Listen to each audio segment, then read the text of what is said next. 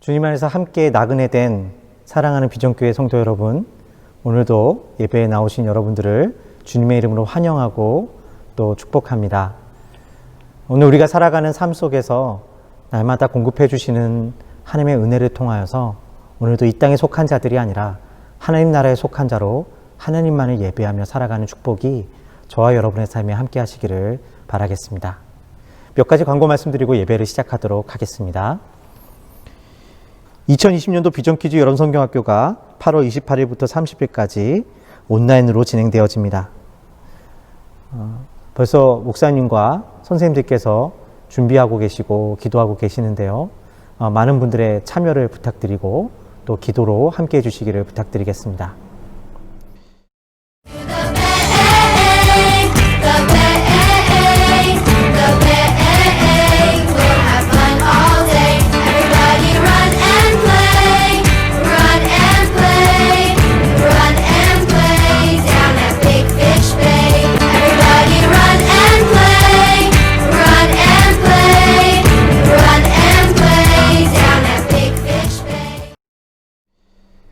(8월 22일) 토요일에 유스 아우팅이 있습니다.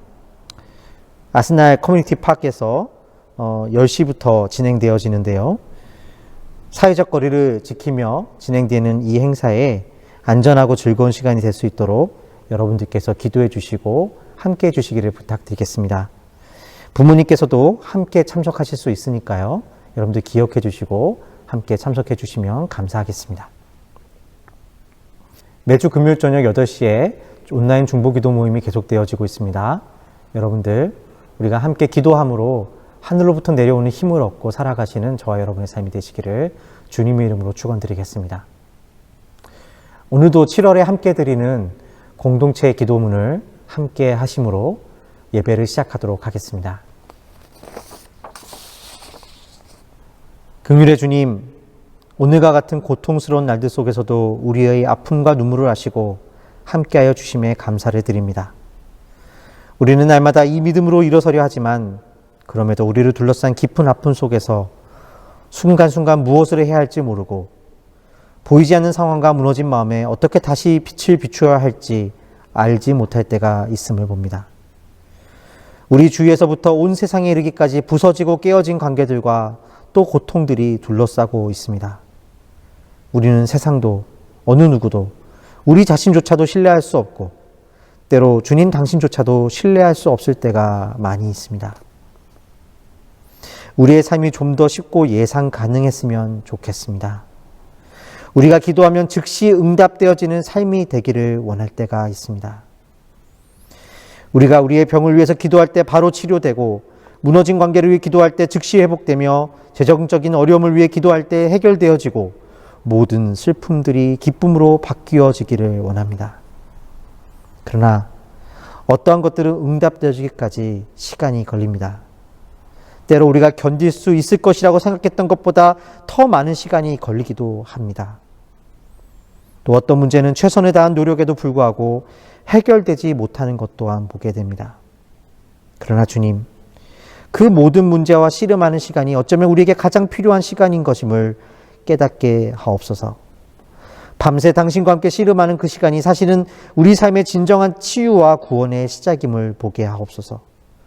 오직 우리가 상처 입을 때 당신의 은혜가 하나님을 만나는 그 시간이 우리 삶에 찾아올 수 있음을 봅니다.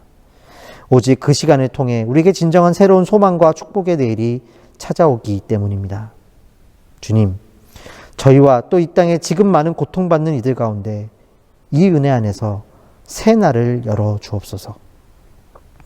전염병으로 인하여 고통받는 환자들과 그들을 돕는 의료 종사자들, 이 순간에도 생업의 현장에서 고군분투하는 이들, 아이들을 기르며 가정을 지키는 부모들, 그 모든 이들이 이 주님의 시간에 예수 그리스도의 십자가와 함께 새로운 소망으로 부활하게 하옵소서. 우리 주 예수 그리스도의 이름으로 기도드립니다. 아멘.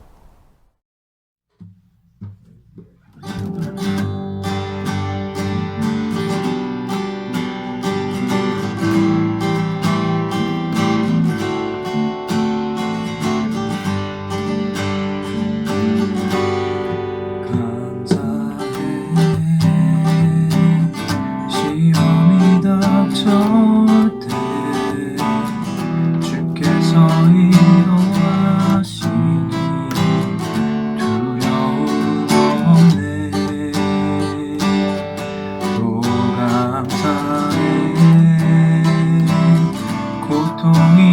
찾아올 때에 주께서 지켜주시니 승리하리라.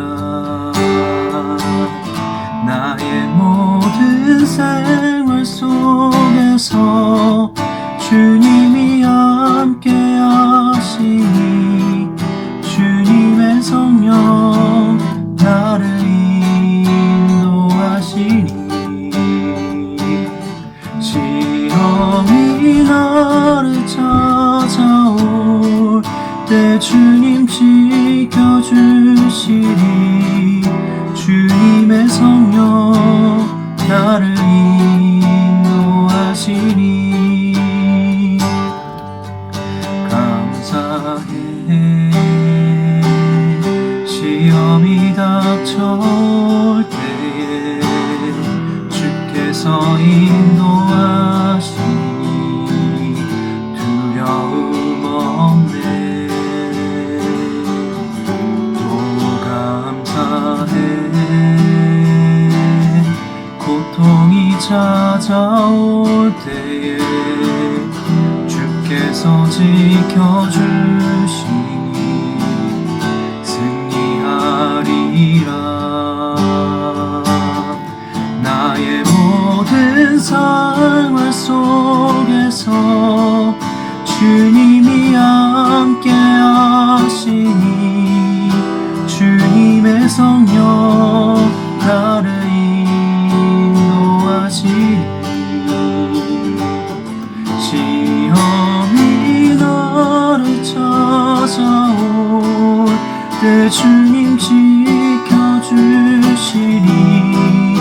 주님의 성령 나를 인도하시니 나의 모든 생활 속에서 주님이 함께 하시니 주님의 성령 나를 인도하시니 시험이 나를 찾아올 때 주님 지켜주시니 주님의 성령 나를 인도하시니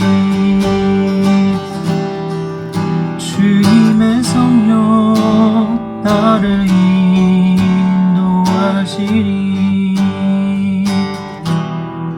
주님의 성령 나를 인도하시니 주님의 성령 나를 인도하시니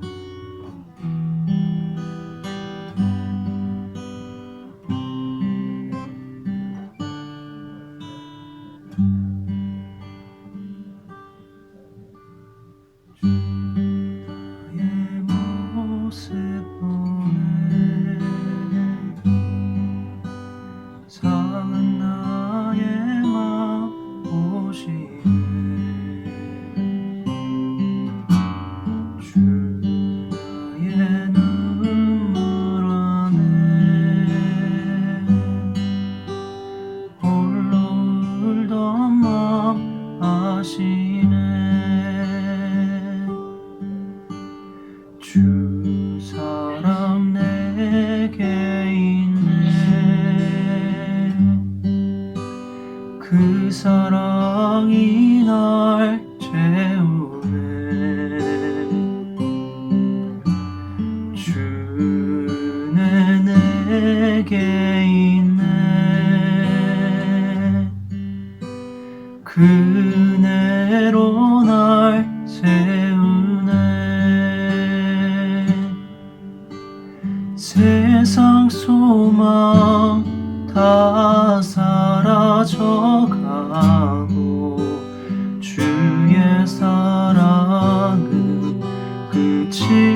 없으니 살아가는 이 모든 순간이 주 은혜임을 나는 믿네. 그 나의 모습 보네. 상한 나의 맘 보시네. 주 나의 눈물 안에 홀로 울던 맘 아시네. 주 사랑 내게 있네. 그 사랑이 날 채우네. 주 은혜 내게 있네. 그 은혜로 날 채우네. 세상 소망 다 사라져가고 주의 사랑 끝이 없으니 살아가는 이 모든 순간이 주 은혜임을 나는 믿네. 세상 소망 다 사라져가고 주의 사랑 끝이 없으니 살아가는 이 모든 순간이 주 은혜임을 나는 믿네. 세상 소망 다 사라져가고 주의 사랑 끝이 없으니 살아가는 이 모든 순간이 주 은혜임을 나는 믿네. 세상 소망 다 사라져가도 주의 사랑 끝이 없으니 살아가는 이 모든 순간이 주 은혜임을 나는 믿네.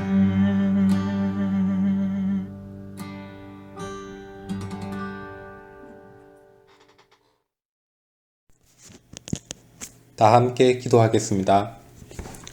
저희보다 저희를 더 잘 아시는 주님, 그런 하나님께 저희의 염려를 내려놓고 오늘도 이 예배 자리에 나왔습니다. 우리를 위해 죽으셨고 우리의 고난의 현실에 함께 계시는 주님, 이번 한 주도 말씀과 기도 그리고 일상을 통해서 주님을 만나고 교제를 회복해 가게 하소서. 의인들만이 아니라 죄인들 역시 불러서 값비싼 은혜를 값없이 베푸시며 용서하시고 또 관계 맺음의 기적을 이루신 주 예수님. 그래서 교회가 죄인들 역시 함께 할 수 있는 열린 모임의 공동체임을 일깨워 주심에 감사드립니다. 그런 죄인된 우리에게 너도 의롭다 말씀해 주시는 하나님, 주님께 감사하며 우리가 그 말씀에 용기를 얻어 살아갑니다. 비록 저희가 도덕으로나 능력으로나 온전하지 못하고 상처받기 잘하고 나의 정당성을 확보하기 위해 노심초사하는 연약한 심령들이지만 주님의 그 말씀 한마디에 힘을 얻어 어깨를 펴고 삽니다. 그렇게 주님께서 우리에게 말씀해 주시듯 우리도 서로에게 너도 의롭다 말할 수 있는 관대함과 배려심을 저희에게 허락하소서. 서로 인정하고 서로 격려하며 그리고 서로를 위해 기도하며 함께 그리스도의 몸된 교회를 세워가게 하소서. 죽음의 권세를 이기고 다시 사신 주님, 사망의 그늘 골짜기를 우리가 걸어갈지라도 다시 사신 주님을 바라보며 부활의 희망을 굳건히 합니다. 우리의 고난의 삶 속에 오셔서 십자가의 은혜를 베푸시고 무덤을 깨고 나오는 십자가의 능력으로 우리의 삶을 변화시켜 주옵소서. 각자의 삶의 자리에서 고군분투하는 우리 비전교회 성도들 한 사람 한 사람에게 찾아가 주시어 오래 참고 기다리며 사랑하는 그렇게 자기를 내어주는 시간의 한계를 통해 우리를 지으시고 부르시고 또 보내시는 뜻을 깨달아 알게 인도해 주옵소서. 긴 코로나 역병의 기간 동안에 충전기를 잃어버린 스마트폰처럼 무뎌져가는 우리의 하나님에 대한 사랑을 되살리길 원합니다. 주님과의 계속되는 만남을 통해서 두려움과 떨림으로 늘 주님께 연결되어 있어 주의 영으로 새 힘을 충전하며 생명력 있게 살아가는 성도 되게 하옵소서. 어제도 계셨고 오늘도 계시며 장차 오실 살아계신 주 예수 그리스도의 은혜가 사랑하는 비전교회 성도들과 함께 있기를 바라며 주 예수 그리스도의 이름으로 기도드렸습니다. 아멘. 오늘 하나님께서 우리에게 주시는 말씀은 베드로전서 4장 12절부터 19절까지의 말씀입니다. 베드로전서 4장 12절부터 19절의 말씀을 제가 대신 읽도록 하겠습니다. 사랑하는 자들아, 너희를 연단하려고 오는 불시험을 이상한 일 당하는 것 같이 이상히 여기지 말고 오히려 너희가 그리스도의 고난에 참여하는 것으로 즐거워하라. 이는 그의 영광을 나타나실 때에 너희로 즐거워하고 기뻐하게 하려 함이라. 너희가 그리스도의 이름으로 치욕을 당하면 복 있는 자로다. 영광의 영 곧 하나님의 영이 너희 위에 계심이라. 너희 중에 누구든지 살인이나 도둑질이나 악행이나 남의 일을 간섭하는 자로 고난을 받지 말려니와 만일 그리스도인으로 고난을 받으면 부끄러워하지 말고 도리어 그 이름으로 하나님께 영광을 돌리라. 하나님의 집에서 심판을 시작할 때가 되었나니 만일 우리에게 먼저 하면 하나님의 복음을 순종하지 아니하는 자들의 그 마지막은 어떠하며 또 의인이 겨우 구원을 받으면 경건하지 아니한 자와 죄인은 어디에 서리요. 그러므로 하나님의 뜻대로 고난을 받는 자들은 또한 선을 행하는 가운데에 그 영혼을 미쁘신 창조주께 의탁할지어다. 오늘 비전공동체에 주시는 하나님의 귀한 말씀입니다. 말씀을 주시니 감사합니다. 얼마 전에 방영되었던 슬기로운 의사생활이라고 하는 드라마가 인기를 끌었던 적이 있습니다.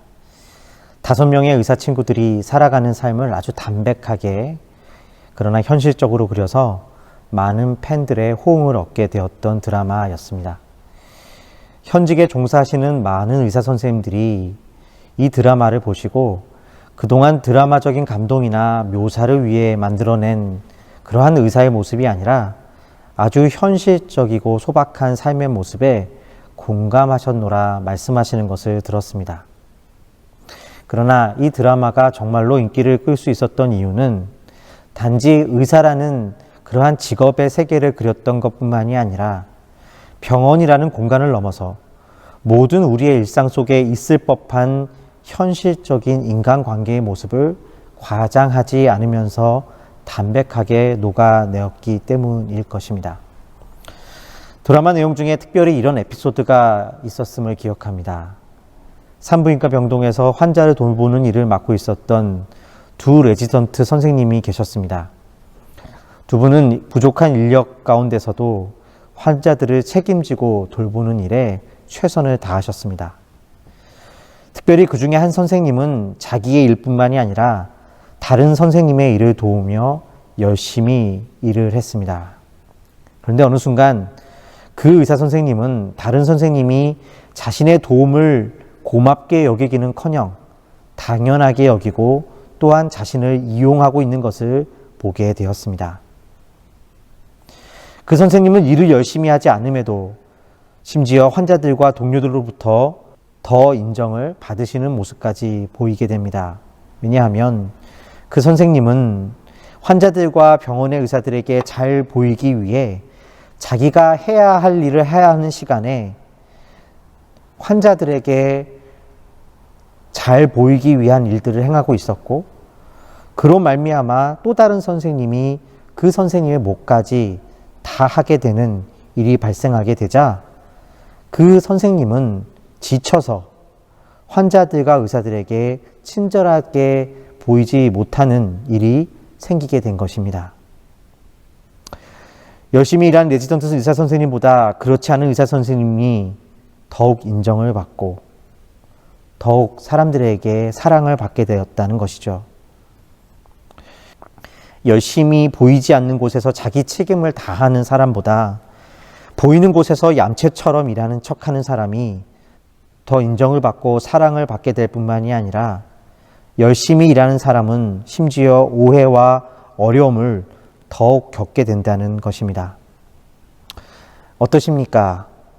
비단 병원에서만 생기는 일일까요? 어쩌면 우리 주위에서, 우리의 직장에서 흔하게 볼 수 있는 우리 삶의 현실은 아닙니까? 선하게 열심히 살고 착하게 살려고 하는데 그 일에 대해 세상이 알아주기는커녕 그럴수록 더욱 그 도움을 당연한 것으로 여기고 이용하게 되는 것이 세상의 모습이 아니겠습니까?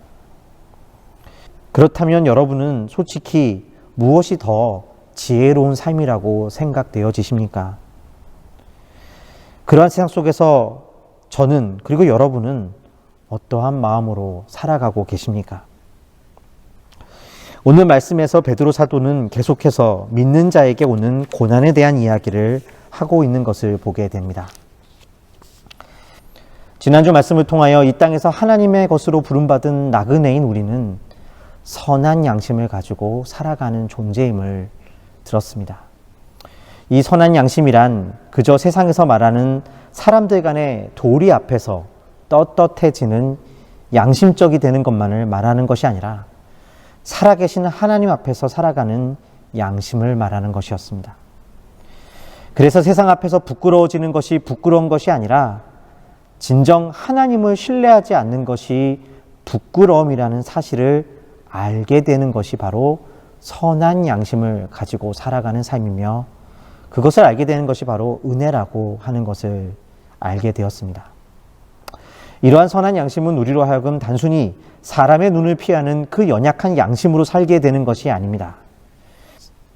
하나님께서 우리에게 은혜를 허락하시고 우리의 피할 바위가 되심에도 그것을 믿지 못하고 당장의 눈앞에 보이는 것, 나를 지켜줄 만한 것을 쫓아 살아가는 삶이 얼마나 어리석으며 설사 그로 말미암아 당장의 환난을 피하게 되었다 할지라도 그 삶이 얼마나 부끄러운 삶인지를 깨달아 알게 되는 것이 선한 양심의 삶입니다. 그래서 선한 양심의 삶이야말로 우리의 진정한 변화를 말하고 있는 것이기도 합니다. 이러한 선한 양심을 살아가는 삶에도 그러나 고난은 닥친다고 이야기합니다. 때로 우리는 그 고난 앞에서 하나님을 의지하는 삶에 대해 의심이 생기고 정말로 이와 같이 하나님을 의지하는 것이 참으로 지혜로운가 고민하고 부끄럽게 생각하게 되기도 합니다. 그러나 선한 양심으로 말미암아 우리는 다시 한번 믿음으로 그 길을 걸어갈 수 있습니다. 그래서 오늘 베드로 사도는 다시 한번 우리에게 진짜 부끄러워할 것과 부끄러워하지 말 것에 대해, 이 선한 양심에 대해 강조하고 있는 것을 보게 됩니다. 베드로전서 4장 14절부터 16절의 말씀입니다. 너희가 그리스도의 이름으로 치욕을 당하면 복 있는 자로다. 영광의 영, 곧 하나님의 영이 너희 위에 계심이라. 너희 중에 누구든지 살인이나 도둑질이나 악행이나 남의 일을 간섭하는 자로 고난을 받지 말려니와 만일 그리스도인으로 고난을 받으면 부끄러워하지 말고 도리어 그 이름으로 하나님께 영광을 돌리라. 세상이 아니라 하나님을 의지할 뿐으로 정직하고 겸손하게 살아가다가 세상 가운데 부끄러움을 당하게 되었다면 부끄러워하지 말고 감사할 수 있다는 것입니다. 하나님이 그 위에 함께하고 계시기 때문입니다. 그래서 부끄러워하지 말고 믿음의 그 길을 계속해서 걸어가라고 우리에게 확인시켜주고 있는 것입니다. 그러면서 구체적으로 그러한 고난이 어떠한 것인지를 오늘 말씀에서 다음과 같이 밝히고 있는 것을 보게 됩니다. 베드로전서 4장 17절에서 18절의 말씀입니다. 하나님의 집에서 심판을 시작할 때가 되었나니 만일 우리에게 먼저 하면 하나님의 복음을 순종하지 아니한 자들의 그 마지막은 어떠하며 또 의인이 겨우 구원을 받으면 경건하지 아니한 자와 죄인은 어디에 서리요. 이 말씀에서 베드로는 하나님의 자녀들이 겪는 고난이 다름 아닌 사람에 의한 고난임을 말해주고 있습니다. 세상의 방법이 아니라 하나님을 피난처 삼아 하나님을 경외하고 정직함으로 살아가게 될 때 도리어 우리에게 주어졌다고 믿어지는 최소한의 권리마저도 억울하게 제한받을 수 있다는 것입니다. 마땅히 선한 일을 하면 적어도 그에 따른 고마움이나 열매가 있어야 하는데 심지어 선한 일을 하는 우리가 모함을 받게 되고 불이익을 받게 된다는 것입니다. 호의가 때로 당연한 것으로 우리는 모든 이가 이용하기 쉬운 존재가 되어버리고 마는 것입니다. 그런데 사도 베드로는 그러한 고난이 당연히 올 것이며 또한 그러할 때에 이상하게 여기지 말라고 권면합니다. 사랑하는 자들아, 너희를 연단하려고 오는 불시험을 이상한 일 당하는 것 같이 이상히 여기지 말고 오히려 너희가 그리스도의 고난에 참여하는 것으로 즐거워하라. 이는 그의 영광을 나타내실 때에 너희도 즐거워하고 기뻐하게 하려 함이라. 베드로는 이러한 시험이 하나님을 경외하는 이들에게 따를 것인데 그것을 가리켜 불시험이라고 말하고 있는 것을 보게 됩니다. 불시험이란 어떤 표현일까요? 불시험이라는 표현은 불순물이 섞인 금광석을 재련해서 순수한 금을 얻어내는 과정을 설명할 때 쓰이는 표현입니다. 그러니까 우리가 이러한 관계 가운데 겪게 되는 실제적인 고난들을 통해 우리에게 믿음의 불순물들이 걸러지고 재련되게 된다는 것입니다. 베드로전서 1장 7절에 보면 베드로 사도가 이러한 이야기를 다음과 같이 표현하고 있는 것을 보게 됩니다. 너희의 믿음의 확실함은 불로 연단하여도 없어질 금보다 더 귀하여 예수 그리스도께서 나타나실 때의 칭찬과 영광과 존귀를 얻게 할 것이니라. 베드로는 우리가 하나님을 경외함으로 살아가는 삶 속에서 억울하게 겪게 되는 불이익이 우리의 불순물들을 걸러내고 믿음의 확실한 가운데 거하게 만드는 도구가 된다고 말하고 있는 것입니다. 어떻게 이러한 일이 가능할까요? 우리의 고난 속에서 하나님을 더 믿게 되고 의지하게 되는 것을 말하는 것일까요? 혹은 고난이 결국 우리 삶에 더 많은 노하우를 만들어내기 때문에 유익하다고 말하고 있는 것일까요? 그렇게만은 보기는 어렵습니다. 우리가 그와 같은 것이 우리의 믿음이 확실해지는 것이라고 말한다면 오늘 베드로 사도가 말하는 것처럼 그 고난 가운데 기뻐하게 되는 것은 묘연하게 되기 때문입니다. 우리가 더욱 완고해지거나 더욱 고집스러워지는 것은 가능할지 모르지만 우리는 기뻐할 수는 없습니다. 그렇다면 어째서 고난이 우리 믿음 안에 불순물을 제거해 준다고 말하는 것일까요? 우리의 믿음의 불순물이 제거된다는 것은 어떤 의미일까요? 그것은 믿음이란 내가 가지게 되는 확신이 아니라 우리 가운데 하나님께서 하시는 놀라운 일을 발견하는 것에 있기 때문입니다. 나의 확신의 강함을 말하는 것이 아니라 하나님이 우리 가운데 하시는 그 일을 보게 되는 것, 이것이 더 분명해지는 것이 믿음이며 고난 가운데 우리 가운데 일어나는 놀라운 일이라고 말하고 있는 것입니다. 고난이 불시험인 이유는 그 선함을 행함으로 겪게 되는 불이익과 억울한 가운데 우리 안에 있는 하나님, 그 모습이 더욱 분명해지기 때문입니다. 그래서 베드로 사도는 14절에 너희가 그리스도의 이름으로 치욕을 당하면 복 있는 자로다. 영광의 영, 곧 하나님의 영이 너희 위에 계십니다. 라고 말하고 있는 것이죠. 내 확신이 아니라 하나님이 우리 가운데 계심을 보게 되는 것이 우리에게 있는 가장 큰 복이다라고 말하고 있는 것입니다. 하나님은 이렇듯 나의 생각과 나의 확신을 의지하는 것이 아니라 하나님을 의지하는 것으로 나를 빚어가고 계시다는 것입니다. 미국에서 엔지니어로 일하시는 한 성도님의 간증을 들은 적이 있습니다. 대학에서 선교단체를 통해 하나님을 만나는 경험을 하신 이 성도님은 학생 때부터 열심으로 친구들을 전도하며 전임 목회자 혹은 선교사가 되면 얼마나 좋을까 하는 꿈을 꾸게 되셨다고 합니다. 그런데 이상하게도 그러한 소망을 가지면 가질수록 하나님께서 자신을 전임 목회자가 아니라 세상 속의 직장인으로 살아가길 바라신다는 마음이 들게 되었다고 합니다. 결국 이분은 신학교가 아니라 자신의 전공과 관련한 엔지니어링 대학원에 진학을 했고 졸업 후에 한 기업의 엔지니어로 취업을 하게 되셨다고 합니다. 비록 신학교에 가지는 못했지만 늘 세상 속에서 하나님의 복음을 들고 살아가고자 하셨던 이분은 그러나 직장 생활 가운데서 생각지 못한 고민에 빠지게 되셨습니다. 다니던 회사에서 한 가지 관행이 있었는데 동료 사이에 누군가가 여러 가지 이유로 출근을 늦게 하게 되면 다른 사람이 대신 출근부를 찍어줘서 지각 처리가 되지 않을 수 있도록 해주는 것이었습니다. 어느 날 옆자리에서 일하는 동료로부터 전화가 와서 이와 같은 관행대로 출근부를 찍어줄 것을 부탁받으셨다고 합니다. 그런데 이 성도님은 자신이 그래도 크리스천인데 하나님께서 거짓을 원하시지 않으실 거라는 믿음을 가지고 계셨기 때문에 고민 끝에 해드릴 수 없다고 이야기하게 되었습니다.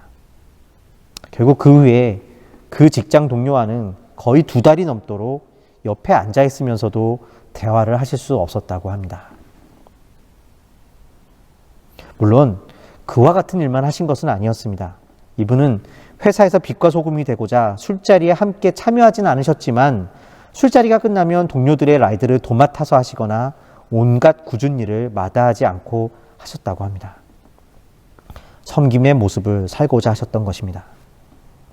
그런데 문제는 어느 순간 그런 자신이 그 회사 내 사람들에게 귀감이 되거나 혹은 칭찬을 받는 사람이 되는 것이 아니라 유별난 사람, 착하지만 쉬운 사람으로 여겨지게 되었음을 깨닫게 되었습니다. 또 그런 섬김을 하고 때로 사람들이 부탁하는 일들을 거절하지 못하고 하느라 정작 자신이 해야 할 일을 하지 못하게 되고 능률은 떨어져만 갔습니다. 그러다 보니 회사 내에서는 능력 없고 이용하기 좋은 소위 호구로 불리게 되었습니다. 이분은 자신은 빛과 소금으로서 회사에서 살아가고자 했는데 왜 이렇게 빛과 소금은커녕 도리어 유별나다라는 말을 듣고 있는지, 정말 이러한 삶이 맞는 것인지 고민하게 되셨다고 합니다. 답답한 마음에 잘 되지도 않는 기도의 자리에 나와 하나님 앞에서 왜 저는 빛과 소금이 되지 못합니까? 제가 무엇을 잘못하고 있는 것일까요? 혹은 이 고난은 마치 다윗이 그러한 것처럼 그럼에도 불구하고 이 길이 옳다라는 고집으로 견뎌내야 하는 그러한 과정 중에 있는 것입니까? 하며 하나님께 따져 물었다고 합니다. 하나님은 그분에게 그러나 아무 말도 없으셨습니다. 그런데 다만 그 순간에 분명하게 마음에 드는 한 가지 생각이 있으셨다고 합니다. 그것은 하나님이 자신에게 원하시는 것은 다윗과 같은 믿음의 확신을 가지고 살아가는 것이 아니었다라는 사실이었습니다. 내가 원하는, 내가 생각하기에 멋진 빛과 소금의 삶을 살아가는 모습에 내가 되는 것이 아니었다라는 것입니다. 하나님 앞에서 부름받은 그저 자신으로서 살아가는 것입니다. 어쩌면 자신 안에서 바로 그러한 다윗과 같은 믿음의 삶을 살아야 한다는 부담감, 사람들 앞에서 빛과 소금이 되어야 한다는 그 부담감, 나 스스로에게 또 그들에게 내가 원하는 그러한 모습으로 비춰지기를 바라는 마음이 문제였다는 것입니다. 하나님은 믿음조와 사람들에게 빛과 소금으로 비춰지는 다윗의 삶이 아니라 여기 내 삶에 임재해 계신 하나님을 보기를 원하셨던 것입니다. 이 말을 다른 말로 하면 고난이 오는 것이 이상하게 여기지 않게 된 것입니다. 사람들이 그와 같이 조롱하는 것이 이상하게 여기지 않게 된 것입니다. 내 삶에 고난이 오지 않을 이유가 없는 것이죠. 그들에게 인정받지 못하는 것이 이상하지 않게 되는 것, 진정 자신을 하나님께 맡기게 되셨다는 것입니다. 내가 섬김으로 이루어지는 그 일들이 내가 원하는 모습이 아니어도 괜찮았습니다. 도리어 자신이 믿음이라고 생각했던 것들에 숨겨져 있던 그 불순물과 같은 내가 그리는 나의 모습이 되고자 했던 그러한 우리 안의 모습들이 재련되어지고 하나님께 감사하며 하나님을 진정 의지하며 그분께 내어드리는 삶으로 바뀌어지게 된 것입니다. 오늘 베드로 사도는 그래서 이 말씀의 결론을 다음과 같이 내고 있는 것을 보게 됩니다. 그러므로 하나님의 뜻대로 고난을 받는 자들은 또한 선을 행하는 가운데에 그 영혼을 미쁘신 창조주께 의탁할지어다.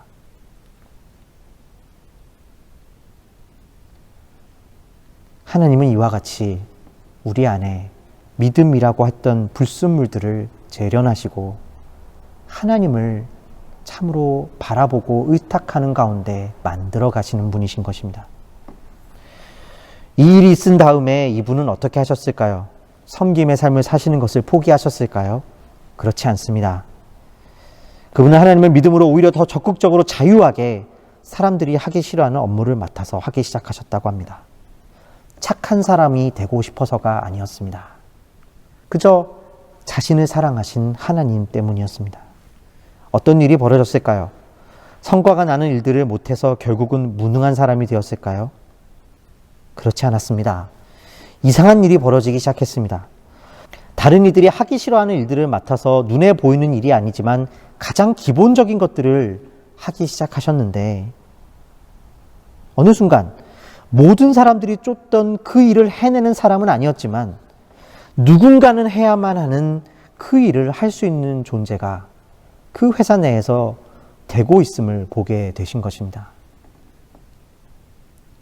유별난 사람이 아니라 잘난 척하는 사람이 아니라 어느 순간 최고의 능력 있는 사람은 아니라도 모든 이에게 필요한 존재로서 모든 일의 기초가 되는 일의 가장 전문가가 되어서 그곳에 있게 되신 것입니다. 그로 인해서 또한 많은 이들의 진정한 신뢰와 영향력을 얻게 되셨다는 것입니다. 고난 속에서 단련되어져서 확신에 차게 되는 것이 믿음이 아니라 고난 속에서 내가 믿음이라고 믿었던 것들과 섞여 있던 그러한 삶이 정대되어져서 참으로 나를 사랑하셔서 내 안에 계신 그 복음을 기뻐함으로 하나님을 의지하는 삶으로 나아가게 되는 것입니다. 사랑하는 비전교회 성도 여러분, 우리는 나그네의 삶으로 살아가며 고난을 받습니다. 그러나 우리가 하나님을 경외함으로 살아갈 때 겪게 되는 그 고난들로 말미암아 우리는 우리가 만들어낸 믿음이 아니라 우리 안에 참으로 임재해 계신 하나님을 보게 될 것입니다. 고난을 자랑하라는 것이 아닙니다. 그것으로 인해서 잘난 척하라는 것도 아닙니다.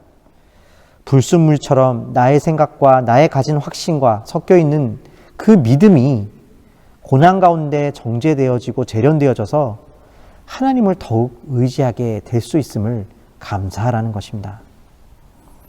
우리의 참 기쁨, 우리의 복이 이 하나님을 발견하는 데 있는 것 아니겠습니까?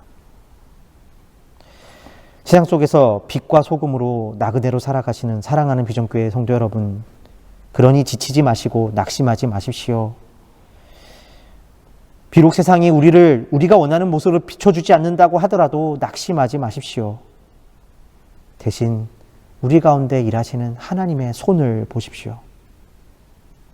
이 믿음 안에 거하시는 저와 여러분의 삶이 되시기를 주님의 이름으로 축원드립니다.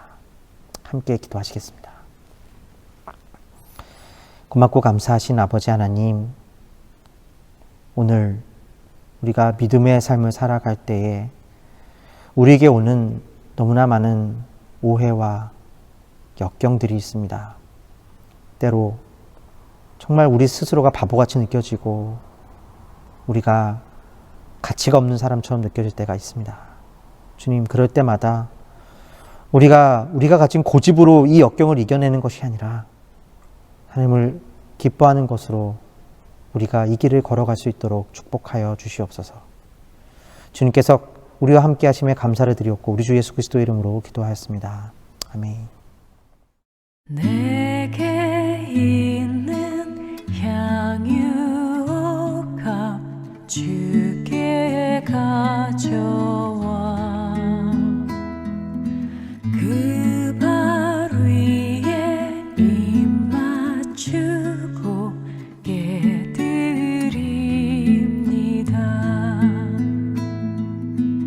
나를 위해 험한 산길 오르신 그 발 걸음마다 크신 사랑 새겨놓았네.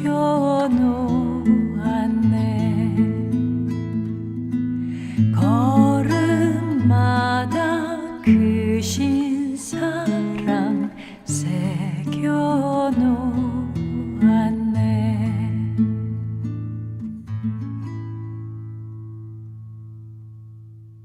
들으신 헌금위에서 함께 기도하시겠습니다. 고맙고 감사하신 아버지 하나님, 날마다 주님께서 공급해 주시는 것으로 오늘 하루를 살게 하셔서 감사합니다. 주님, 사람이 떡으로만 사는 것이 아니요 하늘부터 나오는 말씀으로 산다고 말씀하여 주셨습니다. 주님, 저희가 날마다의 삶에 먹을 것과 입을 것뿐만이 아니라 영적으로 살아가는 존재임을 깨달아 알게 하시고, 그로 말미암아 주님 이 세상에 염려와 걱정에 매이지 않을 수 있도록 축복하여 주시옵소서. 주님께 이 믿음을 가지고 이 예물을 가지고 나왔사오니 주님 예물을 기뻐 흠명하여 주시고, 저들의 믿음대로 아버지 하나님 이 예물이 쓰이는 곳곳마다 참된 믿음의 역사가 일어나게 하여 주시옵소서. 주님, 재물 때문에 어려움 겪지 않게 하여 주시고, 날마다의 삶 속에서 우리의 모든 것을 채우시고 우리와 함께 하여 주시는 그 하나님의 은혜를 경험하게 하여 주시옵소서. 모든 상황 속에서 우리와 함께 하여 주시는 주님을 찬양하고 우리 주 예수 그리스도의 이름으로 기도하였습니다. 아멘. 축도로 예배를 마치도록 하겠습니다. 이제는 우리를 사랑하여 주셔서 우리를 고난받는 나그네로 불러주시고 그 속에서 재련되어져서 참된 믿음의 삶으로, 하나님을 의지하는 그 복된 삶으로, 우리 안에 계신 하나님을 만나는 그 삶으로 살게 하여 주시는 우리 주 예수 그리스도의 은혜와 하나님 아버지의 놀라우신 사랑하심과 성령님의 감화감동 역사하심의 은혜가 이제 가정에서 각 삶의 현장에서 예배를 드리고 돌아가는 우리 사랑하는 모든 비전교회 성도님들 머리머리 위에와 또 그 삶의 터전 위에 이제로부터 영원까지 함께 하시기를 간절히 축원드리옵나이다. 아멘. 예배를 마쳤습니다. 돌아오는 한 주간도 하나님의 은혜 가운데서 승리하시고 여러분의 삶 가운데 함께 하시는 하나님의 손을 발견하시는 복을 누리시는 한 주가 되시기를 축복합니다.